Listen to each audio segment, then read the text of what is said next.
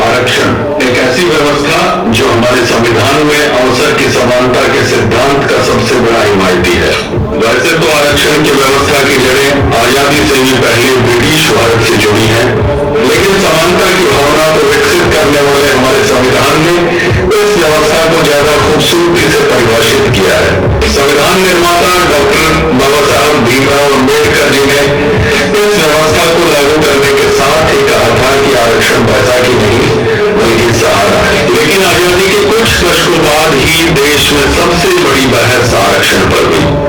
देश के प्रथम प्रधानमंत्री पंडित नेहरू जी ने 26 मई 1949 को असेंबली की डिबेट में कहा था कि आरक्षण के कारण एक दिन समाज में सामाजिक संतुलन बिगड़ जाएगा और भाई के बीच में दरार पैदा हो जाएगी।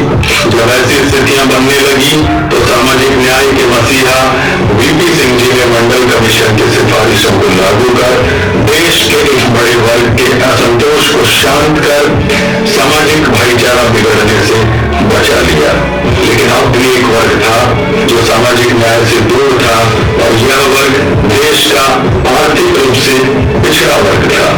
समाज और राष्ट्र के रूप में जहां हम 21वीं सदी के भारत में प्रवेश कर रहे थे, तो दूसरी तरफ आरक्षण के कारण आरक्षित और अनारक्षित जातियों में बढ़कर ऐसे भारत का निर्माण कर रहे थे जिसमें आरक्षण के कारण समाज का ज्यादा विभाजन हो गया। लिहाजा देश में आरक्षित और अनारक्षित वर्ग एक दूसरे से दूर होता चला गया। बढ़ा हुआ समाज ना तो तरक्की करता है और ना ही संतोष। आरक्षण के सहारे से दूर आर्थिक रूप से पिछड़ा वर्ग न सिर्फ राजनीति और शासन में हिस्सेदारी से दूर होता गया, बल्कि वह समाज के आरक्षित उस सहयोगी वर्ग को भी अपना दुश्मन मानने लगा जिसके साथ सदियों भाईचारे और आपसी विश्वास के साथ उसने राष्ट्र और समाज के विकास में भागीदारी निभाई।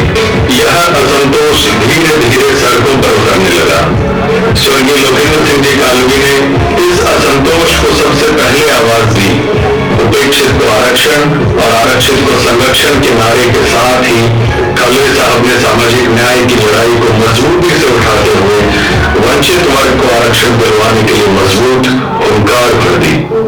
यह आरक्षण की लड़ाई की सीधी शुरुआत थी और देखते ही देखते पूरा वर्ग अपने हक और अधिकार पर लामबंद होने लगा। स्वर्गीय कालवे साहब की उठाई आवाज का असर फिर धरातल पर दिखने लगा। लिहाजा अब तक आरक्षण पर क्रोध और कुंठाग्रस्त युवा मजबूती से अपने लिए आरक्षण मांगने लगा। हक और अधिकार की लड़ाइयां थोड़ा वक्त लेती है। जब अधिकार सरकारों से मांगा जाता है तो उसे राजनीति और वोट बैंक से जोड़ देना जरूरी होता है। अनारक्षित वर्ग को धीरे धीरे समझ आने लगा कि उनके वोट बैंक की कीमत अब सिर्फ उनका आरक्षण है। जब आर्थिक रूप से पिछड़ों के आरक्षण की लड़ाई निर्णायक मोड़ पर पहुंची तो सरकार को लगने लगा कि अब आर्थिक रूप से पिछड़े वर्ग के अधिकार की इस मांग को नजरअंदाज करने की कीमत भविष्य में बहुत भारी पड़ने वाली है। तो वर्तमान सरकार ने वर्ष 2019 में ईडब्ल्यूएस वर्ग की जायज मांग को अमली जामा पहना दिया और संविधान में संशोधन कर 10% ईडब्ल्यूएस आरक्षण का प्रावधान कर दिया। यहाँ राष्ट्रपिता महात्मा गांधी जी के उस कथन का उल्लेख करना जरूरी है जो उन्होंने 12 जून 1936 को हरिजन के संस्करण में लिखा था। गांधी जी ने स्पष्ट लिखा था कि आरक्षण जाति धर्म की बजाय आर्थिक आधार पर होना चाहिए। लेकिन अफसोस की बात है कि गांधी जी के इस विचार पर गौर करने के लिए देश की सरकारों को आजादी के बाद भी 70 साल लग गए। गाहे बेगाहे जब आरक्षण से वंचित वर्ग को आरक्षण मिला तो लगा कि देश में अब आरक्षण को लेकर बहस हमेशा के लिए बंद हो गई है। लेकिन फिर से एक नई बहस ने जन्म ले लिया। ये बहस आरक्षण के समान अधिकार की है, क्योंकि समानता के लिए मिला ईडब्ल्यूएस आरक्षण असमानता का सबसे भद्दा उदाहरण है। ईडब्ल्यूएस आरक्षण में सरकार ने जो प्रावधान किए वे हमारे संविधान में समानता के सिद्धांत पर गहरी चोट करते हैं। इस आरक्षण में जमीन सहित मकान के भूखंड आरक्षण की शर्त इतनी अव्यवहारिक है कि समाज का एक बड़ा हिस्सा आरक्षण का लाभ नहीं ले पा रहा है। आयु सीमा में छूट न होना, इतनी बड़ी आबादी को केवल 10% आरक्षण, पंचायत राज और नगर निकायों के चुनाव में ईडब्ल्यूएस आरक्षण न होना जैसी कई खामियां हैं। आर्थिक पिछड़े वर्ग की महिला के पीहर और ससुराल पक्ष दोनों की आय जोड़ने से ईडब्ल्यूएस सर्टिफिकेट नहीं बन पा रहे। ये सभी खामियां दूर हों, इसके लिए हम लगातार आरक्षण के समान अधिकार की मांग कर रहे हैं। हम मांग रहे हैं कि हमारे लिए मुकम्मल अधिकार और वाजिब हक, लेकिन सरकार लगातार हमारे मुद्दों को नजरअंदाज कर रही है। कहते हैं कि न्याय में देरी भी न्याय न मिलने के समान ही है। 5 साल से ज्यादा वक्त ईडब्ल्यूएस आरक्षण के लागू करने को हो गया, लेकिन अभी तक हमारी मांग पर सरकार न सुनने को तैयार है और न बोलने को।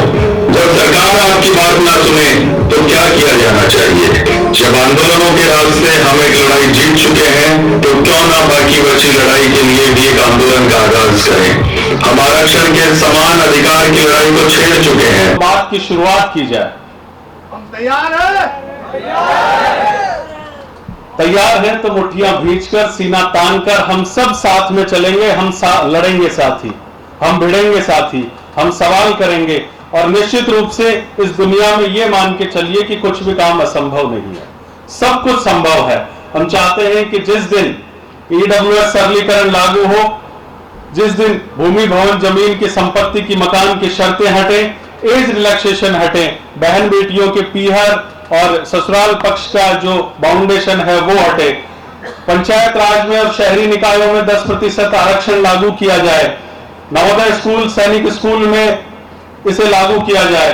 इस सब के लिए हम सब साथ चलकर, चूंकि एक शुरुआत है और जिसे कहें कि जिस दुल्हन की देखभाल की ठिठक गया हर एक बाराती, ये एक शुरुआत है। जिस तरह से युवा महाविद्यालयों और विश्वविद्यालयों के बाद में आज ये जो कार्यशाला में आप सब युवा या युवा संवाद करने के लिए पधारे, हम सब साथ मिलकर इस लड़ाई को लड़ेंगे और ये तय मान के चलिए, ये भरोसा मान के चलिए, बीच में कितने ही व्यवधान आए, बीच में कितने ही प्रलोभन मिले, लेकिन इसको अंजाम तक इसी मजबूती के साथ में पहुंचाएंगे यदि अगर आपने साथ दिया। बहुत मजबूती के साथ मैं कहता हूं कि यूं ही साथ रहा तो जो नेता आपके विषय पर बोल नहीं रहे, ढाणी उठा देंगे उनकी ढाणी। साथ चाहिए आप सबका और हम सब बड़ी मजा ईडब्ल्यूएस सरलीकरण होगा तो हम सब मिलकर सदी के उन महानायक लोकेंद्र सिंह जी कालवी के चरणों में इस सरलीकरण की जीत को समर्पित करेंगे, जिन्होंने 30 साल तक सड़कों पर संघर्ष कर पदों को ठोकरें मार दी, अनेकानेक पदों को, और लगातार संघर्ष करते रहे, उनके चरणों में समर्पित करेंगे।